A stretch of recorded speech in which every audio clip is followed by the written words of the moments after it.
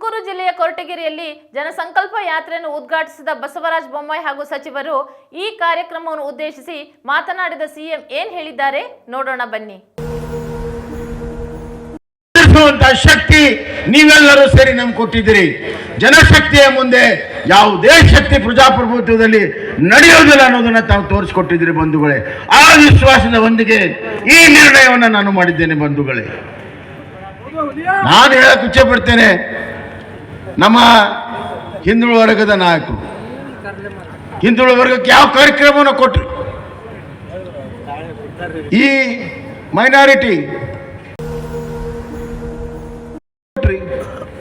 Walk property ಸುಮಾರು 5,000 ಕೋಟಿ ರೂಪಾಯಿಯಷ್ಟು ಮುಸಲ್ಮಾನರ ವಾಕ್ ಪ್ರಾಪರ್ಟಿಯನ್ನ ಕಾಂಗ್ರೆಸ್ ನಾಯಕರು ಪಡ್ಕೊಂಡು ತಿಂದು ತೆಗೆದಿದ್ದಾರೆ.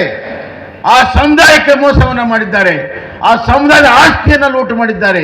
ನಿಮ್ಗೆ ಯಾವ ನೈತಿಕ ಹಕ್ಕಿದೆ ಅವ್ರ ಮತವನ್ನು ಕೇಳುವಂತ? ಇವತ್ತು ಯಾವುದೇ ಒಬ್ಬ ಶ್ರೀಮಂತ ಎಜುಕೇಷನಲಿಸ್ಟ್ ಅದರಿಂದ ದೀನ ದಲಿತರ ಉದ್ಧಾರ ಆಗೋದಿಲ್ಲ. ಇವತ್ತು ಹಳ್ಳಿಯಲ್ಲಿರುವಂಥ ಗ್ರಾಮೀಣ ಪ್ರದೇಶದಲ್ಲಿರುವಂಥ ಆ ಕೂಲಿಕಾರ ದೀನ ದಲಿತನ ಬದುಕು ಉದ್ಧಾರ ಆಗಬೇಕಾಗಿದೆ. ಅದಕ್ಕಾಗಿ ಇವತ್ತು ನಮ್ಮ ಸರ್ಕಾರ SC ST ರಿಸರ್ವೇಶನ್ ಅನ್ನ ಹೆಚ್ಚಿಗೆ ಮಾಡ್ತಾ ಇದ್ದೇವೆ. ಬಹಳ ವರ್ಷದ ಒಂದು ಕಾರ್ಯಕ್ರಮ ಇದೆ ಬಂಧುಗಳೇ.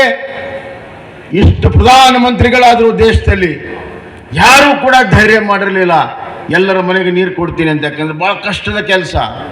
ಆದರೆ ನಮ್ಮ ಪ್ರಧಾನಮಂತ್ರಿ ನರೇಂದ್ರ ಮೋದಿಜಿಯವರು ಸಂಕಲ್ಪ ಮಾಡಿದ್ರು. ಕೆಂಪಕೋಟೆ ಮೇಲೆ ಆಗಸ್ಟ್ 15ರಂದು 2 ವರ್ಷದ ಹಿಂದೆ ಪ್ರತಿಯೊಬ್ಬರ ಮನೆಗೆ ನಾವು ನೀರನ್ನು ಕೊಡ್ತೇವೆ ಅಂತ ಹೇಳಿ ಈಗಾಗಲೇ ಸಾವಿರಾರು ಕೋಟಿಗಳನ್ನು ಕೊಟ್ಟು 10 ಕೋಟಿ ಮನೆಗಳಿಗೆ ನೀರನ್ನು ಕೊಟ್ಟಿದ್ದಾರೆ. ಕರ್ನಾಟಕದಲ್ಲಿ 75 ವರ್ಷದಲ್ಲಿ ನಮ್ಮ ಸರ್ಕಾರ ಕಳೆದ 2 ವರ್ಷದಲ್ಲಿ 25 ಲಕ್ಷ ಮನೆಗಳಿಗೆ ನೀರನ್ನು ಕೊಟ್ಟಿದೆ. 2 ವರ್ಷದಲ್ಲಿ. ಇದು ವ್ಯತ್ಯಾಸ, ಇದು ಅಭಿವೃದ್ಧಿ, ಇದು ಜನಪರವಾಗಿರುವಂತಹ ಕಾಳಜಿ. ಈ ವರ್ಷ 31 ವರ್ಷದಲ್ಲಿ 30 ಲಕ್ಷ ಮನೆಗಳಿಗೆ ಕೊಡುವಂತಹ ಕಾರ್ಯಕ್ರಮವನ್ನು ರೂಪಿಸಿದ್ದೇವೆ. ಈಗಾಗಲೇ 13 ಲಕ್ಷ ಮನೆಗಳಿಗೆ ಇದೇ ವರ್ಷ ಮನೆಗೆ ನೀರು ಕೊಡುವಂಥ ವ್ಯವಸ್ಥೆಯನ್ನು ಮಾಡ್ತಾ ಇದ್ದೇವೆ. ಸ್ವತಂತ್ರ ಬಂದು 75 ವರ್ಷ ಆಗಿದೆ. ಜನರಿಗೆ ಶುದ್ಧವಾದಂಥ ಒಂದು ಕುಡಿಯೋ ನೀರನ್ನು ಕೊಡುವಂಥ ವ್ಯವಸ್ಥೆ ದೇಶದಲ್ಲಿರಲಿಲ್ಲ, ಈ ನಾಡಿನಲ್ಲಿರಲಿಲ್ಲ. ಬಹಳ ದೊಡ್ಡ ಅಭಿವೃದ್ಧಿ ಮಾಡಿದ್ದೀವಿ ಅಂತ ಬೀಗ್ತಾ ಇದ್ರು. ಅಲ್ಪಸಂಖ್ಯಾತರ ಹೆಸರಿನಲ್ಲಿ ಮತ ತೆಗೆದುಕೊಳ್ಳುವಂಥದ್ದು. ಹಿಂದುಳಿದ ವರ್ಗದ ಕಲ್ಯಾಣ ಮಾಡ್ತೀವಿ, ದೀನ ದಲಿತರ ಕಲ್ಯಾಣ ಮಾಡ್ತೀವಿ. ಏನು ಮಾಡಿದ್ರಿ? ದೀನ ದಲಿತರ ಬದುಕು ಎಷ್ಟು ದುಸ್ತರವಾಗಿ